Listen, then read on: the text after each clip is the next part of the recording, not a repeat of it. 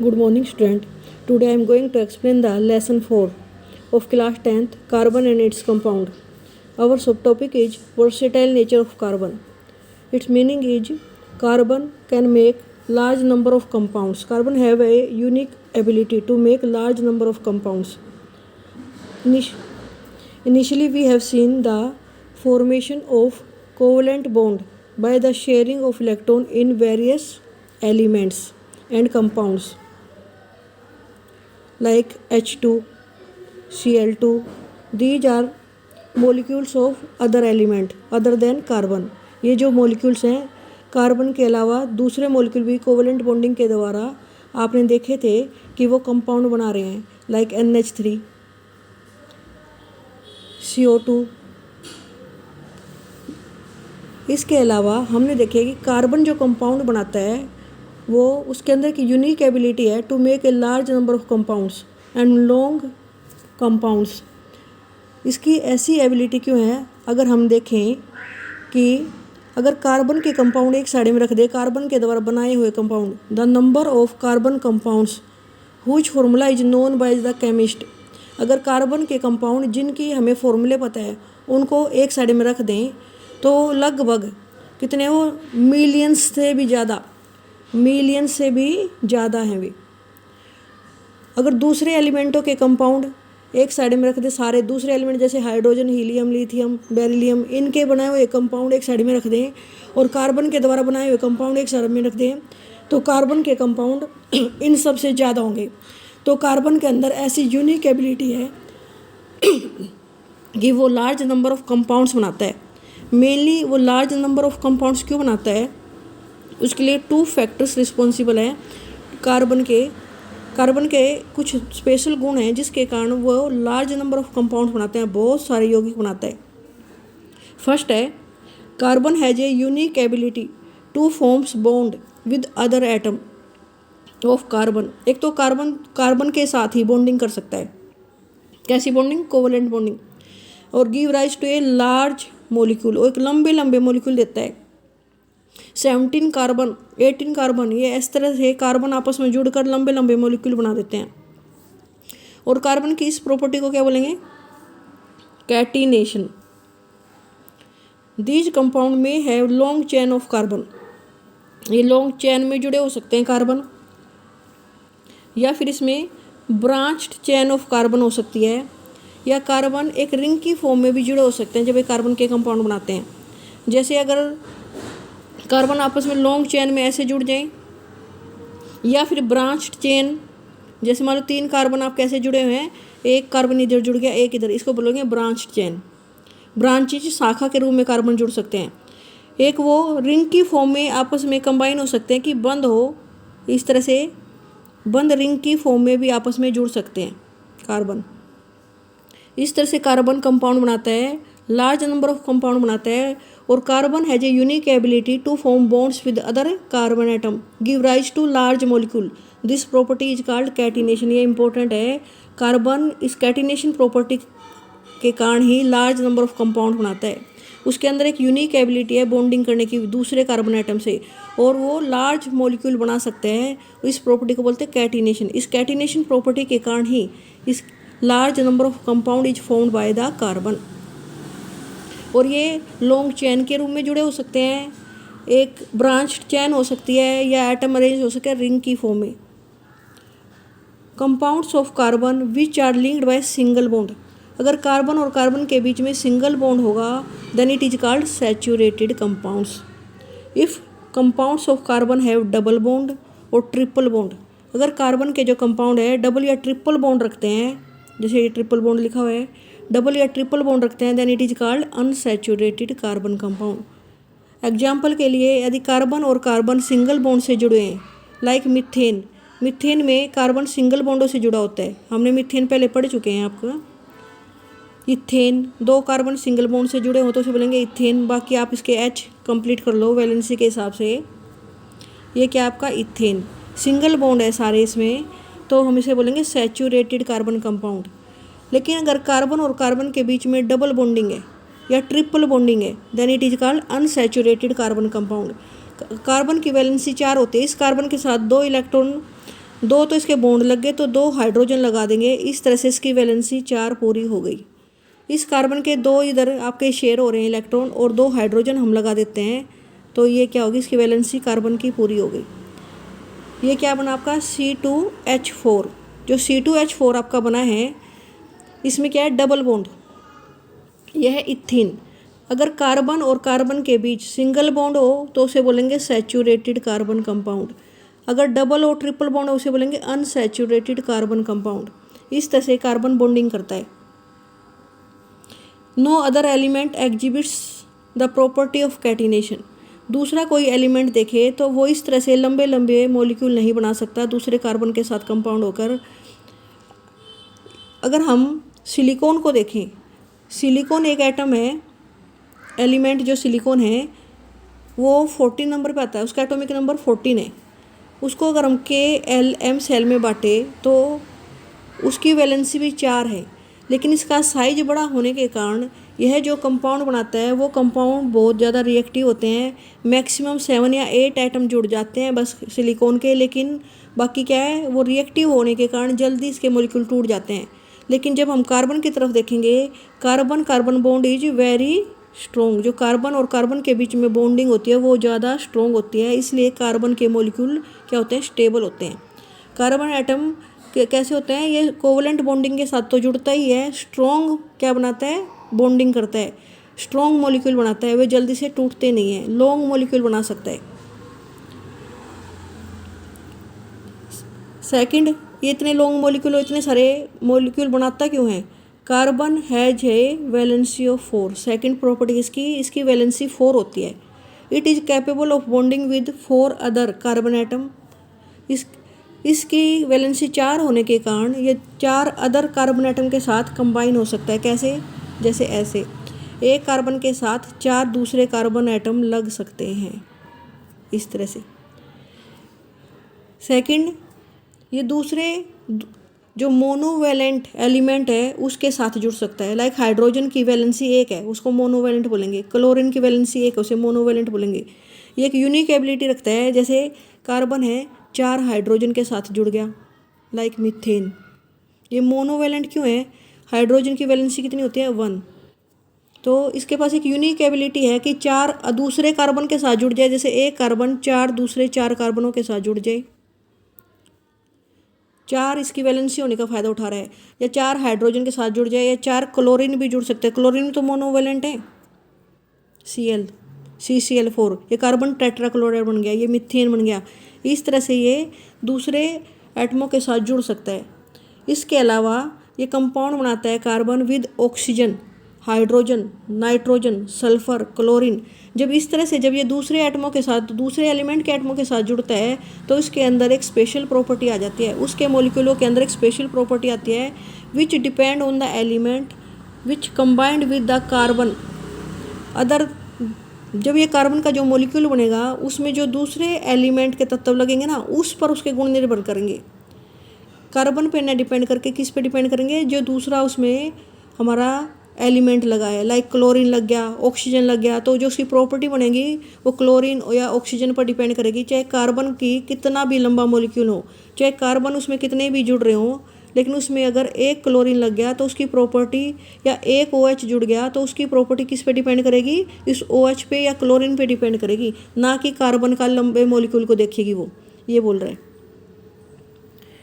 Again the bond that carbon formed with the most other elements are very strong. ये बहुत strong bonding करता है, इसलिए carbon के मॉलिक्यूल क्या होते हैं, स्टेबल बनते हैं। इसका मेन कारण क्या है, कार्बन के स्मॉल साइज, कार्बन का स्मॉल साइज होने के कारण वो स्ट्रॉन्ग बॉन्डिंग करता है। This enable the molecules to hold with the shared pair of electron strongly. इससे वो शेयर्ड पेयर ऑफ इलेक्ट्रॉन को स्ट्रॉन्गली पकड़े रखता है। उसका जो न्यूक्लियस होता है ना, वो शेयर्ड पेयर ऑफ इलेक्ट्रॉन को बहुत ही स्ट्रॉन्गली पकड़ के रखता है।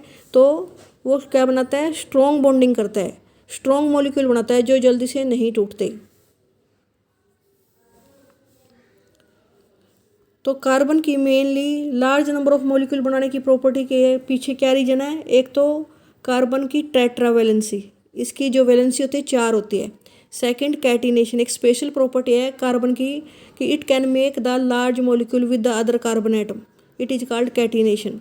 Tetravalency means carbon has 4 valency. It is called tetravalency, due to which it can combine with 4 other carbon atom or 4 other monovalent elements.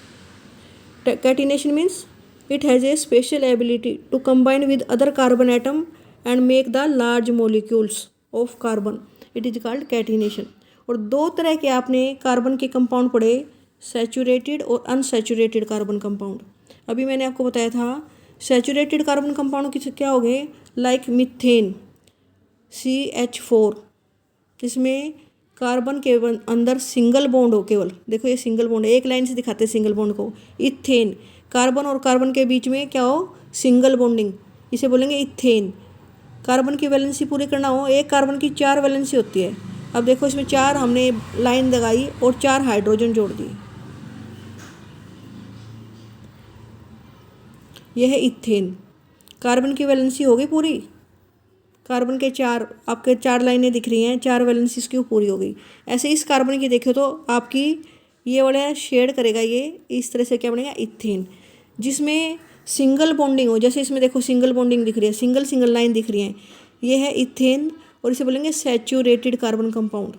If the carbon has single bond between the carbon atom in the molecule of carbon molecule, if we see the carbon have only single bond, then it is called saturated carbon compound. अगर हम electron dot structure देखें ethane का, अभी तक हमने methane का तो बना के दिखाया था. अगर इथेन का देखें तो इथेन में आपका जो कार्बन है इस तरह से बॉन्डिंग करेगा दूसरे कार्बन के साथ, और इधर ये H के साथ कितना C2H6, एक इधर H लग जाएगा, एक इधर H लग जाएगा आपका, 2 बॉन्डों के साथ इधर H और एक इधर H, ये है H. आपको इस तरह से H की वैलेंसी पूरी हो गई 2 की, इस H की भी वैलेंसी पूरी हो जाएगी, ये वाली H की भी पूरी होगी 2 के सेल में. पहले H कंप्लीट कर लेते हैं. H की वैलेंसी होती है 2, H के शेल में 1 होते हैं तो इसकी वैलेंसी तो 1 हो गई, लेकिन के शेल इसका पूरा करने के लिए इसे 2 इलेक्ट्रॉन चाहिए, तो हाइड्रोजन इस तरह से अपनी बॉन्डिंग पूरी कर लेता है. अब जो कार्बन है, कार्बन को 8 इलेक्ट्रॉन चाहिए, तो 2 इलेक्ट्रॉन यहाँ से लेगा वो, दूसरे कार्बन से 1 इलेक्ट्रॉन लेते हुए इस तरह से ये वाला कार्बन अपने 8 इलेक्ट्रॉन पूरे कर लेगा. ये जो सेकंड कार्बन है ये भी एक इलेक्ट्रॉन तो हाइड्रोजन 3 हाइड्रोजन से ले लेगा और दूसरा दूसरे कार्बन से लेकर इस तरह से अपनी 8 वैलेंसी पूरी कर लेगा. ये किसका फॉर्मूला है, इलेक्ट्रॉन डॉट स्ट्रक्चर है किसका, इथेन का. और कैसी बॉन्डिंग कर रहा है, सिंगल सिंगल बॉन्डिंग कर रहा है. ये सारे इंपॉर्टेंट है बेटा. इलेक्ट्रॉन डॉट स्ट्रक्चर जो इथेन का है, ये भी जो इथेन का स्ट्रक्चर दिखा रखा है ये भी इंपॉर्टेंट है. ये एग्जाम में आपको बनाने के लिए आ जाते हैं. इथेन सिंगल सिंगल बॉन्डिंग से बनाया, देखो कार्बन और कार्बन के बीच में सिंगल बॉन्ड है, इसे बोलेंगे सैचुरेटेड कार्बन कंपाउंड. अगर इसके अलावा हम देखें कार्बन जो है दूसरे कार्बन मॉलिक्यूल के साथ डबल बॉन्ड से जुड़ा हो या ट्रिपल बॉन्ड से जुड़ा हो, तो उसे क्या बोलेंगे, अनसैचुरेटेड कार्बन कंपाउंड. जो सैचुरेटेड कार्बन कंपाउंड और इनमें क्या फ़र्क है, सैचुरेटेड कार्बन कंपाउंड स्टेबल होते हैं, they are not very reactive. एक तो रिएक्टिव नहीं होते, क्या होते हैं, saturated carbon stable, not reactive mean stable, वो जल्दी से टूटते नहीं हैं. Like methane, ethane, propane. Methane में एक कार्बन के साथ 4 हाइड्रोजन जुड़े होते हैं, और जो इथेन होता है उसमें 2 कार्बन आपस में जुड़े होते हैं. उनकी वैलेंसी पूरी करने के लिए हम उस पर हाइड्रोजन लगा देते हैं. क्या लगा देते हैं, हाइड्रोजन. प्रोपेन में हम प्रोपेन देखेंगे तो 3 कार्बन लगे होते हैं एक एक सिंगल बॉन्ड के साथ. इनकी वैलेंसी पूरी करने के लिए इसके चारों तरफ क्या लगाएंगे, हाइड्रोजन. इन्हें बोलेंगे सैचुरेटेड कार्बन कंपाउंड. ये किसका है, प्रोपेन. अब वैलेंसी कैसे पूरी करी इसने, हाइड्रोजन लगा के पूरी करी. क्या लग गया, 4 हाइड्रोजन. अब देखो इस कार्बन की वैलेंसी हो गई पूरी, कार्बन की वैलेंसी 1 2 3 4. इस कार्बन के लिए 4 इलेक्ट्रॉन पहले एक तो दूसरे कार्बन के साथ जुड़ा हुआ है, 1 2 और 2 हाइड्रोजन लग गए, इसकी भी वैलेंसी हो गई पूरी. अगर थर्ड को देखें हम तो 1 हाइड्रोजन, एक इधर 4 बॉन्ड लगे, तो इस कार्बन की भी क्या होगी, वैलेंसी पूरी हो गई. इस तरह से जो कंपाउंड है अपने 4 इलेक्ट्रॉन, उसके 4 इलेक्ट्रॉन जो हमने दिखाने होते हैं इस तरह से पूरे हो जाते हैं. उसके वैलेंस इलेक्ट्रॉन हम इस तरह से शो कर सकते हैं. अगर अब हम डबल बॉन्ड की तरफ देखते हैं, कार्बन और कार्बन के बीच अगर डबल बॉन्ड हो तो उसे क्या बोलेंगे, अनसैचुरेटेड कार्बन कंपाउंड। अब मैंने ये डबल बॉन्ड वाला बनाया तो इसमें हाइड्रोजन कितने और लग सकते हैं। इस कार्बन, अगर हम पहले वाले कार्बन को देखें तो केवल इसको 2 हाइड्रोजन की जरूरत पड़ेगी। अगर 2 हाइड्रोजन और इसके साथ जुड़ जाएं तो इसकी वैलेंसी कितनी हो जाएगी, 4। इस कार्बन की देखो वैलेंसी कितनी होगी, 4। दूसरे कार्बन के पास 2 बॉन्ड तो ये आपस में इसने कंबाइन ही कर लिए, 2 हाइड्रोजन और लगा देंगे हम, तो कार्बन की जो वैलेंसी थी वो पूरी हो जाएगी। 4 इलेक्ट्रॉन से चाहिए तो वो 4 ऐसे शेयर करके ले लेगा। ये क्या फॉर्मूला है, ये इथीन, ETHENE,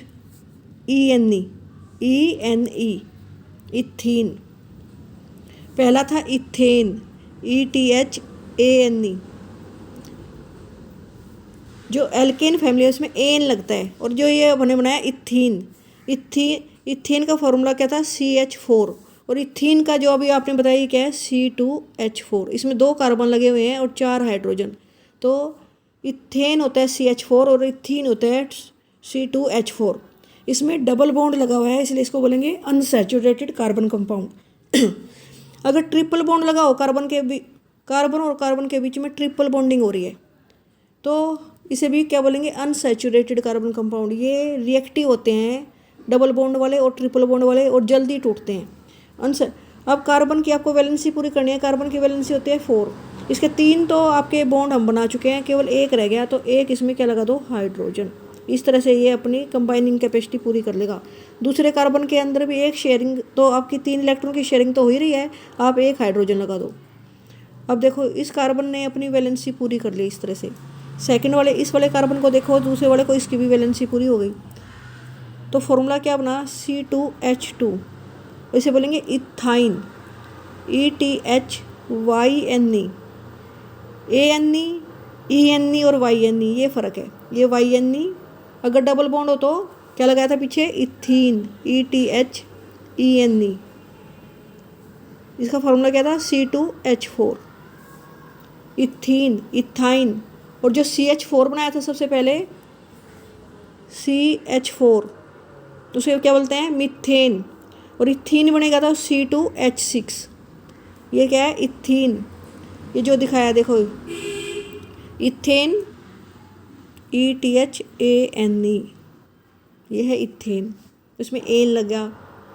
अभी आपको इथीन भी मैंने दिखाया था, जो इथीन है ये है इथीन, ETHENE, इथीन। ये इथीन का फॉर्मूला है। इस तरह से जिनमें डबल बॉन्ड और ट्रिपल बॉन्ड लग रहे हो उन्हें क्या बोलेंगे, अनसैचुरेटेड कार्बन कंपाउंड। और जो अनसैचुरेटेड कार्बन कंपाउंड है उनके स्ट्रक्चर, इलेक्ट्रॉन डॉट स्ट्रक्चर भी बनाने आ जाते हैं। ये क्या है, electron dot structure of ethene. इसमें डबल बॉन्डिंग है C और C के बीच में, तो इसे हम इस तरह से दिखा देंगे। और उसके साथ हाइड्रोजन की वैलेंसी पूरी करने के लिए 2 हाइड्रोजन हमने लगाए थे, 1 हाइड्रोजन, दूसरा हाइड्रोजन। एक बॉन्ड के अंदर 2 शेड पेयर ऑफ इलेक्ट्रॉन होते हैं, तो जहाँ भी बॉन्ड बना होता है वहाँ पर 2 इलेक्ट्रॉन शो करते हैं। इस तरह से यह है electron dot structure of ethene.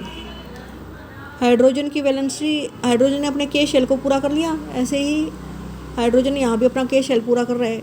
यहाँ भी इसने, हाइड्रोजन ने अपना K शेल में 2 इलेक्ट्रॉन हो गए। अब कार्बन को 8 इलेक्ट्रॉन चाहिए, तो 4 ये शेयर बीच में कर रहा था और 2 यहाँ से ऐसे हाइड्रोजन से ले लेगा। इस तरह से कार्बन के देखो 1 2 3 4 5 6 7 8, दूसरे कार्बन के भी इस तरह से इलेक्ट्रॉन पूरे हो जाएंगे, 8 इलेक्ट्रॉन K शेल में हो जाएंगे उसके। इस तरह से ये अपनी कंबाइनिंग कैपेसिटी को पूरा कर लेते हैं। ओके स्टूडेंट, आज हम इतना ही करेंगे। आप इस तरह के ये इलेक्ट्रॉन डॉट स्ट्रक्चर बना के देख लेना और इनको आप रीड कर लेना। ओके।